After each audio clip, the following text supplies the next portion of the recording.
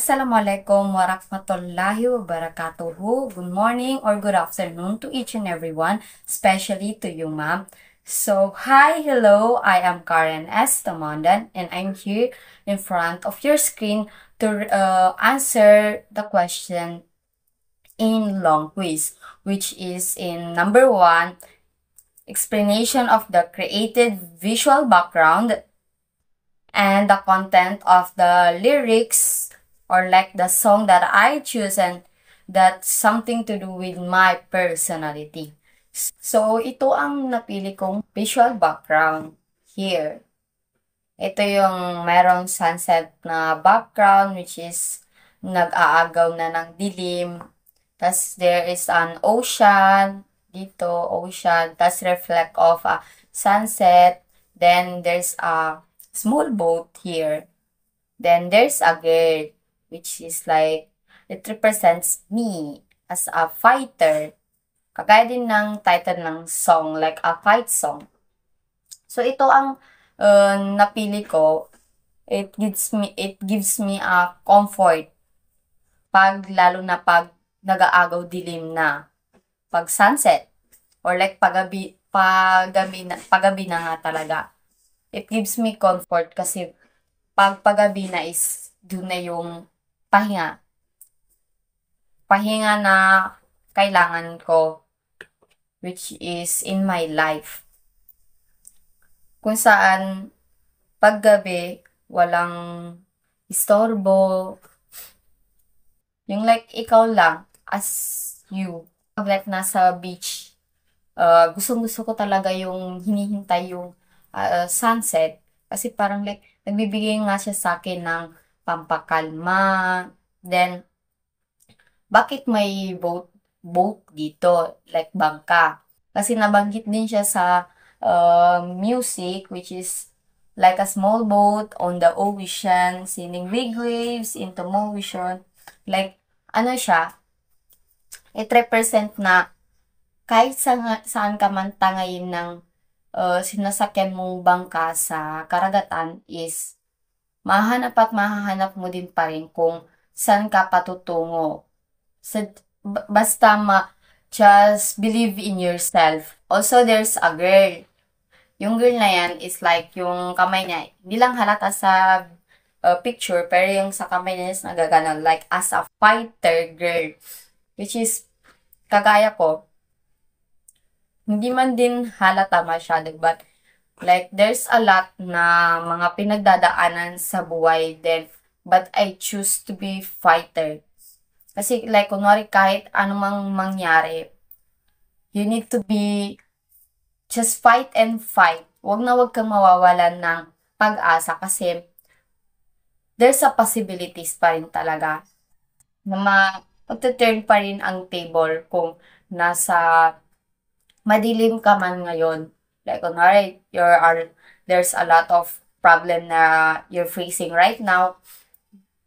Bukas at bukas pa rin magliliwanag pa rin talaga. Kasi like, kagaya dito nga, di ba sunset siya paggabi, so like pahinga siya, but at the same time, dun na papasok yung you're so lonely, na ang dilim-dilim na parang akala mo is wala na siyang katapusan na kadiliman, na like dun na papasok yung you're overthinking a lot, na hindi mo alam ano pa ba ang gagawin mo, but as always, liliwanag at liliwanag pa rin ito pagka umagahan. Kaya, like, magtiwala lang talaga sa sarili na malalagpasan at malalagpasan mo pa rin yung problema mong yun. So, ang content ng kanta na ito or like a message niya is, or a meaning niya is, convey a message of resilience, empowerment, and self-belief, which is the song encourage people to stand strong in the face of challenges and to keep fighting, even when others doubt them. Like, kunwari, like, always and always ka lang maniwala sa sarili mo, even though lahat ng nakapaligid sa'yo is hindi ka nila pinapaniwalaan na makakaya mo yung ginagawa mo ngayon. But, maniwala ka lang sa sarili mo. Kailangan, una't-una pa lang, ikaw may tiwala ka na sa sarili mo. Kasi, if wala, paano na lang, ano na lang mangyayari? So, maniwala ka lang sa sarili mo, lumaban at lumaban ka lang. Kaya, natatagumpayan mo pa rin kung ano ba yung gusto mong mangyari. So, ganun ako. Like, madami mang problemang nangyari sa buhay ko. Hindi man ako masaya. At the same time, minsan, kasi syempre, hindi din natin maiwasan na malungkot tayo. There's a lot of struggles in life. Pero, naniniwala pa rin ako sa sarili ko. Naniniwala ako sa sarili ko na makakaya ko yun. Makakaya ko yun. At the same time, mapapagtatagumpayan ko yung problema kong yun. So, parang like, there's, dito sa lyrics ng kanta na to, like, this is my fight song, take back my life song, prove I'm a right song. Like, here in the song, may nasabi dito na like, uh, minsan mag, hindi niya kayang mag-voice out. Like me, I am tahimik lang ako na girl. Hindi ako vocal. If I have a problem, like, hindi ko siya ginashare even though sa friends ko, sa family ko, mas gusto ko siyang kinikip on my own. But even though minsan hindi yun siya healthy as sa sarili natin. Like, kailangan pa rin nating i-voice out yun. But, so, kagaya nga dito sa kantang ko na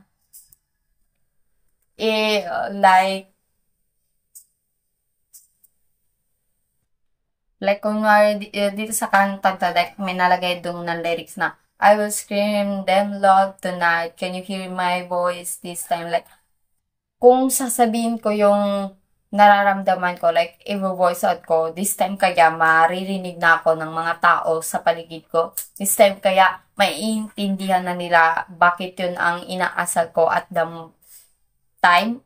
Maintindihan kaya nila bakit yun ang attitude ko. Maintindihan kaya nila ako. So, parang like, this song talaga is like a perfect match on my personality, on my life. Kasi nakaka-relate talaga ako sa kanya ng sobra-sobra na even though wala talagang naniniwala sa'yo, even though lugmok na lugmok ka, kailangan mo lang lumaban. Lumaban ka lang ng lumaban para lumaban ka lang ng lumaban. Kasi hindi mo alam na baka kinabukasan okay na lahat, kinabukasan masaya ka na, basta't lumaban ka lang. Kahit man anumang pagsubok ang dumaan sa'yo, ipaglaban mo lang ang gusto mong hangarin, paglaban mo lang ang sarili mo. So, ayun lang po. Thank you.